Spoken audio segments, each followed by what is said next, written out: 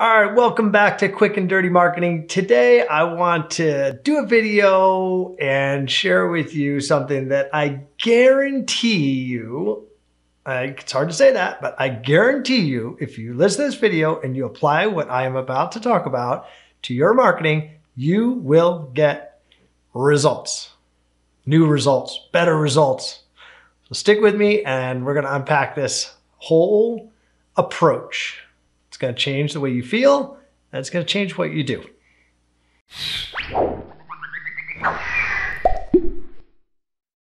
All right, welcome back. So today I am sharing with you something that I 100% know will improve your marketing and is going to improve your disposition, your mindset about the way that you're promoting your business and maybe even your business and life in general. So I'm going to start by telling you a little story, and I could ad-lib it, but I'm actually going to read because I want to get the first part accurate. And you may have heard this, but we're going to tie this story to marketing. And I'm going to share with you some real life stories about how this has worked. So the story is about cycling, and it turns out there's this British PhD, former professional cyclist. His name is Sir David Brailsford. Very British. For all you Brits out there, can't beat these British names. So powerful. He was the head of British cycling in 2002, and the team had almost no record of success when he came on board. Okay, so they had, this is pathetic. In Olympic cycling, they hadn't won a single gold medal in 76 years. That's like 3 generations. Okay. However, he quickly was able to change that. And here's how. At the 2008 Beijing Olympics, okay, so just in the span of a couple of years there, his squad, his cycling squad, won 7 out of the 10 available gold medals in track type cycling. That's where they go around the track, okay? And then they matched that achievement at the London Olympics just 4 years later, right? So it wasn't a lightning strike. We talked about that on this other video. Let's show that. That was last video there. So this is not about lightning strikes. This is about consistent results, okay? So Sir Dave now leads Britain's, first ever professional cycling team, and they had won 3 of 4 Tour de France events, okay? So the results speak for themselves. Now, how did he do it is the question, right? That's the cliffhanger here for this video.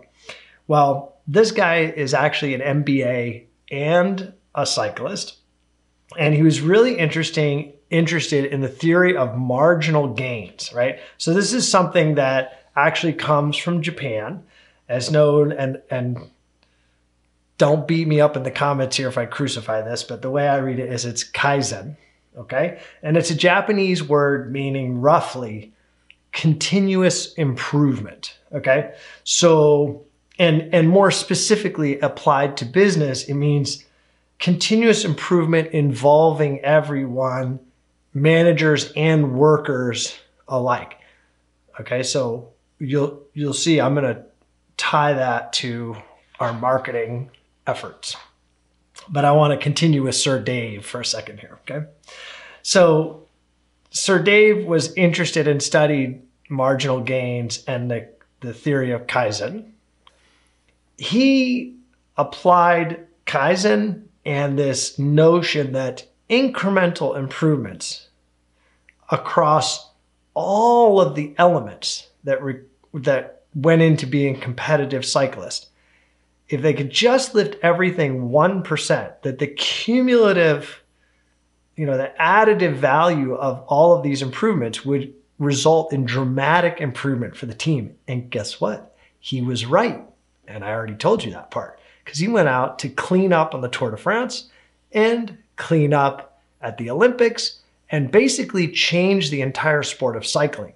Now, let me tell you about how crazy some of the stuff is that he did, because I did read all of this, and this is where I get to kind of ad-lib and tell you the cool stuff. So they found that there was dirt in the vans So guess what they did? Cleaned them and they painted them all white. And you know why? Because they found that even the smallest amount of dirt getting into the bicycle's drivetrain and moving parts and all that actually affected performance. They also did, so paint the vans white, clean them out. They also found that in the Tour de France, which, by the way, the first tour he went to, they kind of got walloped because it was very different than the controlled environment of the Olympics. Because you got to go from city to city to city to city. The tour is a long, like 20-day plus event, and there's a lot more variables to manage, so they needed to adapt to that. And one of the variables that they needed to adapt to was the athletes were staying in like 20 different hotels. So one of the things they were not getting was consistent sleep. So they came up with this idea that each athlete would bring their own mattress and their own pillows that were the ones that they liked, that gave them consistent good sleep.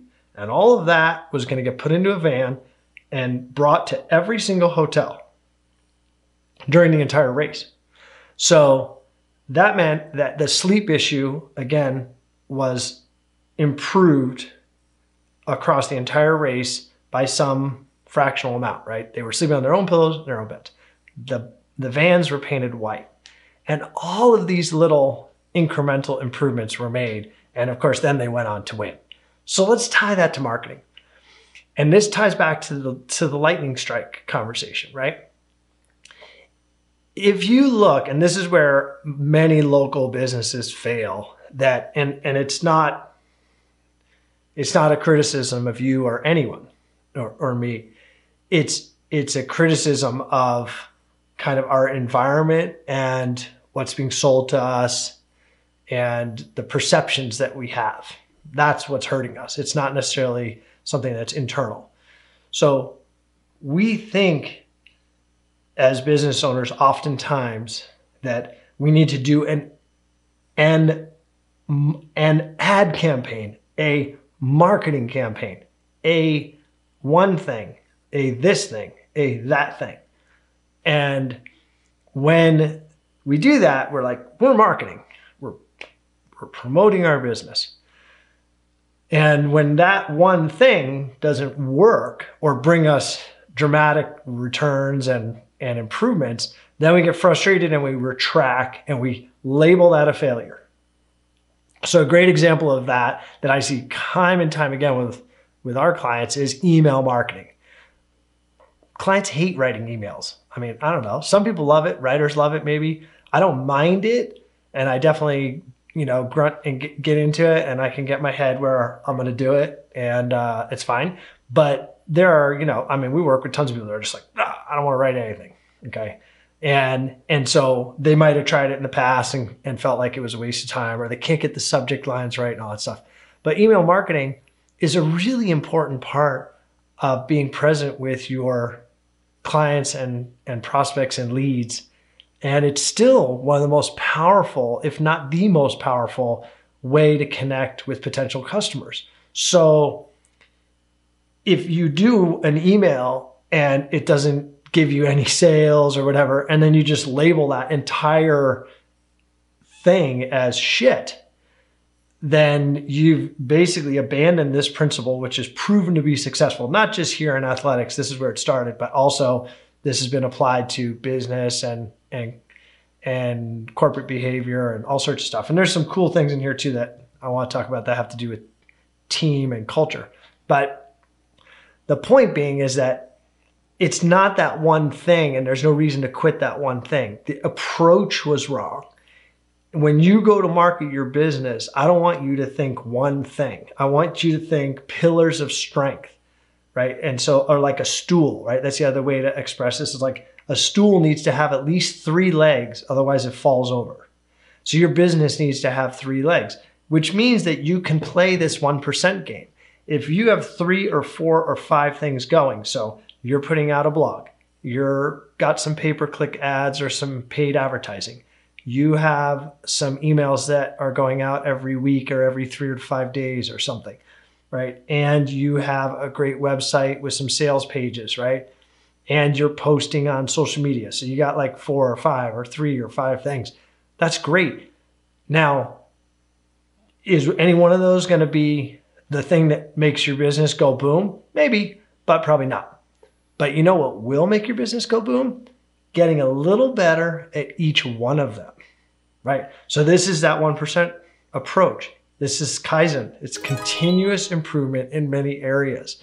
That if you can take Sir Dave's approach to your marketing, and frankly, maybe approach to your life and your business, and instead of trying to do one super effort that you might just get slammed on and then retract and label everything, yourself included, as a failure, do little things all over.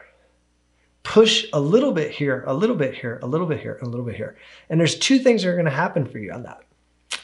One, the accumulation of all those efforts is going to be awesome. And two, I'm here to tell you because I know we've taken this approach. It works, okay? The other thing that's even more important than the results that you might get and the money that you might make from that is that from a mindset standpoint, you're going to be a healthy individual because you're not going to be counting on one bet. So you're going to sleep better at night. You're going to have more irons in the fire. Your business is going to be more stable and predictable. You're literally going to be at peace by working in a lot of different areas at 1%. Manage your staff and get more out of your staff every day. 1% there. Do a little better with advertising, get 1% there. Do a little better with your facility if you have a physical business. Do a little there, right? Work a little bit with the Chamber of Commerce. That's a little there, a little more outreach. Anywhere that you can see that you can put another peg on the board, do that. And in a quarter, 2 quarters, or a year, you will suddenly have this big, amazing thing, and your business will have grown in the way that you're hoping for. And you will have enjoyed the process instead of taking one single bet, getting frustrated, hiding in a hole for 7 weeks, and then trying to take another shot that may or may not fail. Okay? So go Kaizen on this situation. Be in a process of continuous improvement and take a page out of Sir Dave's book and go for 1% across as many elements in your business that you can improve, and work on each one a little bit every week and get better at each one a little bit every week. And before you know it, you're going to have not just amazing marketing, you're going to have an amazing business in general.